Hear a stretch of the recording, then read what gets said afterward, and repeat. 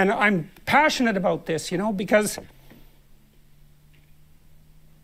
you have no idea how many people that's killing.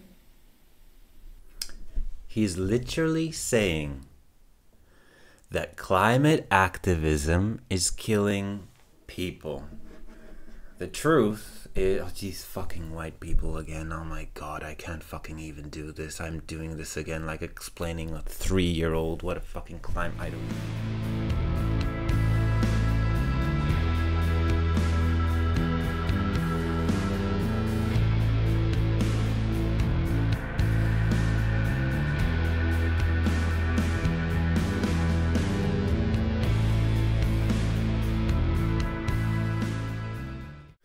Ladies and gentlemen, welcome to the channel. Today I am going to show you how Nazi rhetoric is still alive and well in 2020. I'm going to talk to you guys about how the world has not been cleansed of the Nazi ideology after the Second World War, and we will be able to I will demonstrate to you what I exactly mean by analyzing a so-called Jordan Peterson, who I guess he drew attention to himself by crying about climate activism. Now, maybe this is a oversimplification. I can't hear myself speak, so excuse me if I have to move my things here. Okay, let's go. Let's hear Jordan Peterson speak. Now, if we Google Jordan Peterson, we will what will we find? We will probably find, right, so Jordan Peterson is a clinical psychologist and he's a Canadian. So oh my god, he has 7 million, almost 7 million subscribers on YouTube. That is unbelievable to me. Anyway, he's a clinical psychiatrist, and he is, in my opinion, what I would call a propagandist. But let's have a look at what he has to say about climate change. Didn't even have any children. It's like, no, there's no excuse for that. There's zero excuse for that. I saw a professor at an event, something like this. He came out and trumpeted this bloody environmentally friendly house he built, and you know, fair enough, man. It was a pretty interesting house, but not everybody had the $4 million that it took him to build it. And I'm not criticizing his money. Okay, so in order to have a climate-friendly house, you don't have to spend $4 million. Okay, that's like... He's had some money, good for him, he built a house, okay. But then to trumpet that as a moral virtue, well, you're pushing it there. And then he came out to all the kids and he said, you know, my wife and I decided that we were only going to have one child, and I think that's one of the most ethical things we could have possibly done, and I would strongly encourage you to do the same. Okay, so this professor he spoke to is basically saying, think before you fuck. Think before you have 4 children, right? That's the idea. Because one child is about like what, 9, like how much, we can Google this real quick. How much CO2 does a child produce per year? According to the study, having a child, no, it's gone. Based on this logic, the author found that having one child adds 9.44 tons of carbon dioxide to the carbon legacy of each parent. This equates to more than 5 times their own lifetime carbon emissions. So, one child per year adds 9.441 tons of carbon dioxide, and so having 5 children would multiplicate that by 5. So there is nothing immoral about saying that you should, you know, fuck with a conscience. Let's keep watching, shall we? I thought, you son of a bitch. You get up in front of these young people. A lot of these kids were children of first-generation immigrants from China. And he showed all these images, you know, of these terrible factories in China, these endless rows of sterile mechanism that were subordinating all the Chinese people to this terrible, you know, capitalist machine. And I thought, if you're still following this, it's about to get really weird. Don't understand. Half the audience is looking at those factories and thinking, that's a hell of a lot better than struggling through the mud under Mao, buddy. And so, I don't know where he thought he was, but to come out in front of all those kids and basically tell them that the whole human enterprise is so goddamn corrupt that the best thing they could possibly do is limit their multiplication, and to think of himself as a scholar and an educator, it was just, I did say something, by the way. It was rather uncomfortable, and he stomped off the stage. But so you mean you insulted him like right-wingers usually do? That's no message for young people. There's no excuse for that. And you think, well, you know, we're going to destroy the planet. We have to do this. We have to demoralize the youth to be ethical. It's like, yeah, really, that's your theory? You're going to demoralize young people to be ethical? That's your theory? It's like, you should go home and think about that for like a year. And I'm passionate about this, you know, because you have no idea how many people that's killing. He's literally saying that climate activism is killing people. When obviously the truth is, oh geez, fucking white people again. Oh my God, I can't fucking even do this. I'm doing this again, like explaining a 3-year-old what a fucking climate, I don't fucking get this. Okay, I'm sorry. I'm gonna behave. So he's calling this guy who's saying you should fuck with a conscience and maybe only get one child a son of a bitch for actually saying something that is pretty, what you call it, common sense. It is, you know, let's reproduce, but let's think about how we're reproducing, because if we reproduce too much, we'll end up having a society full of Jordan Petersons who are emotionally unstable and need a hug. Now, I want to give him a hug really badly, but you know, I don't know if he's vaccinated or not. All joking aside, Jordan Peterson just called someone a son of a bitch for saying that we're going to have only one child and we're not having enough children. Now, here's the thing. In this little speech, this little rant that he's giving, he is saying, and there's nothing more to it, that climate activism is bad.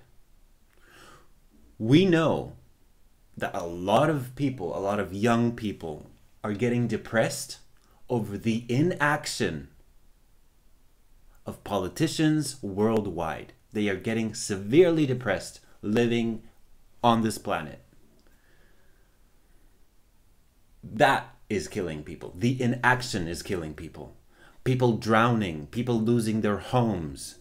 You know, it's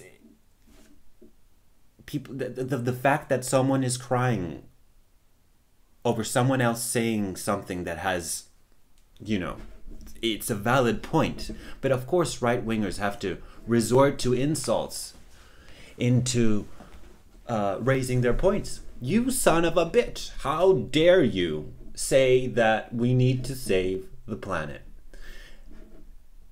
And this is, ladies and gentlemen, you don't want to hear this. Half of you don't want to hear this, but this is Nazi rhetoric. And let me tell you how. In Nazi Germany, Gutmensch was a derogatory term used to describe people who were considered to be overly idealistic or naive about the policies and actions of the Nazi regime. These individuals were often seen as being soft, weak, and foolish for believing in concepts such as democracy, human rights, and social justice. The term was often used to undermine and discredit anyone who opposed the Nazi Party or sought to challenge their authority. It was used to reinforce the idea that only the strong and ruthless could succeed in Nazi Germany, and that any form of compassion or empathy was a sign of weakness. And this is what we're seeing here. This is a completely mainstreamed Nazi idea that is being celebrated as being smart, when really it's just mental illness coming together with people who have parents who probably didn't love them, which would explain their type of behavior. I am warning people about romanticizing this type of rhetoric. The first time I heard Jordan Peterson, I actually thought he was rather smart, because he was just stating a psychological fact about raising children. And but he was using it, of course, as a tool to bash liberals. So liberals are too kind to their children, they're too soft, they're too protective and coddling, right? So this will create a generation of useless, weak, fragile children, is what he said. When this type of fragility and narcissism actually is more likely to be found in a right-wing household, because let's not forget that fascism is a mental illness, and people, you know, catering the fascism are part of the problem. And I believe on a moral and ethic level that we cannot spend our valuable time on this earth listening to a bunch of asshats who don't believe in democracy, don't believe in community, or don't believe in fixing huge problems like the climate crisis. And so this is just another part of that. You know, he didn't say Gutmensch in this video, but he called someone a son of a bitch for saying something absolutely normal. Now, you can argue, well, maybe we could have more children, but these children would have the sole responsibility to fix the problems on this planet. Now, you can do that. You can do that to children, but it's another thing that I find sounds very selfish, because we are currently living on this planet right now, and we are responsible for the environment that we put children in. Now, I am not a fan of children. I don't really care, but I do believe that children deserve a safe environment. They deserve good parents. They deserve emotionally stable parents who hold them, or, you know, who don't act out like children.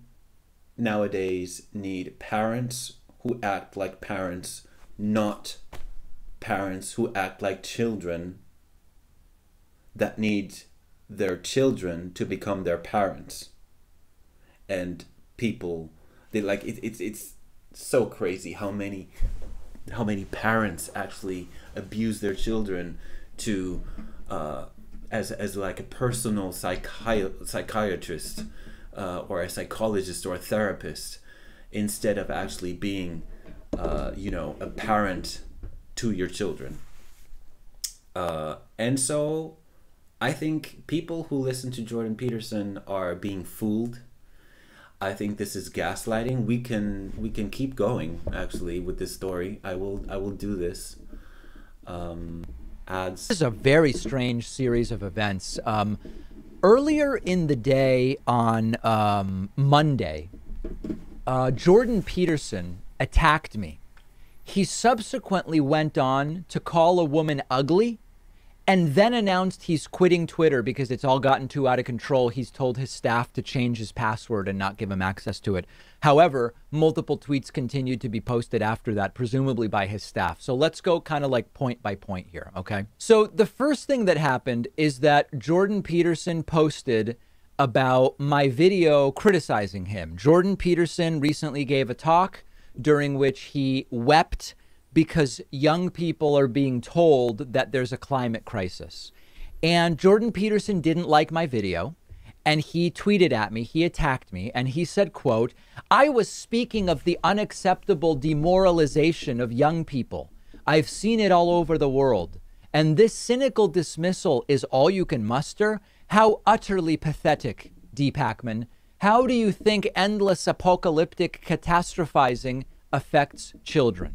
He then went on to send an additional tweet. He sent a second tweet very quickly where he said, "And congratulations on capturing an audience motivated to spew so consistently the corrosive and personal vitriol that makes up the comments on this video clip. A likely epitaph for you, eaten by his own children." So he's really, really, really not happy with me.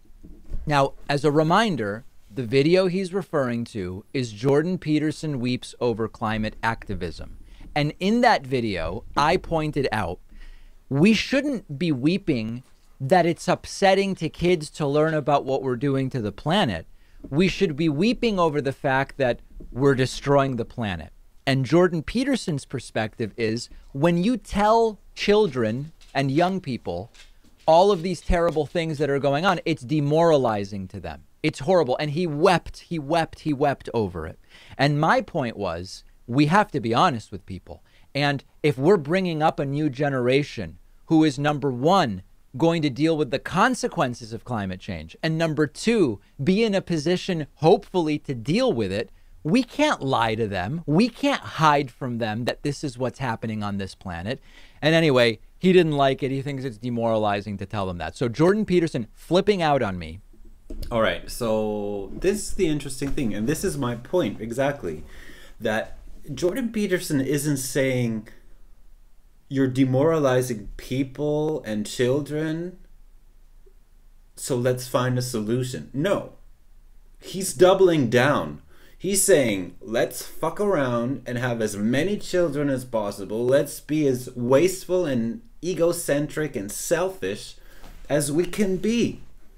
Because that's what his type of person has been doing and spreading for the last 50 years. While the other side, the scientists, have been warning that if we keep acting like narcissistic shitheads, that this is gonna blow up in our face.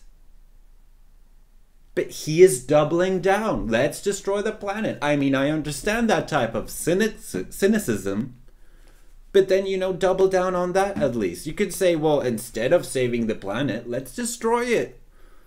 Let's freaking destroy it. Let's do nothing on climate change.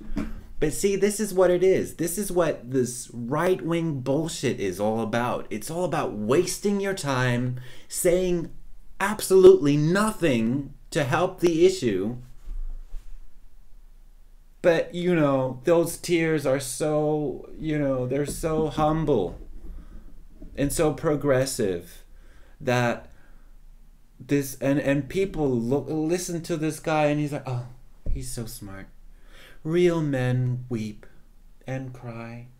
I mean, you know what? I think men should cry, but, cry real tears with some, Jesus Christ. And people are swallowing this. 7 million people are following this guy.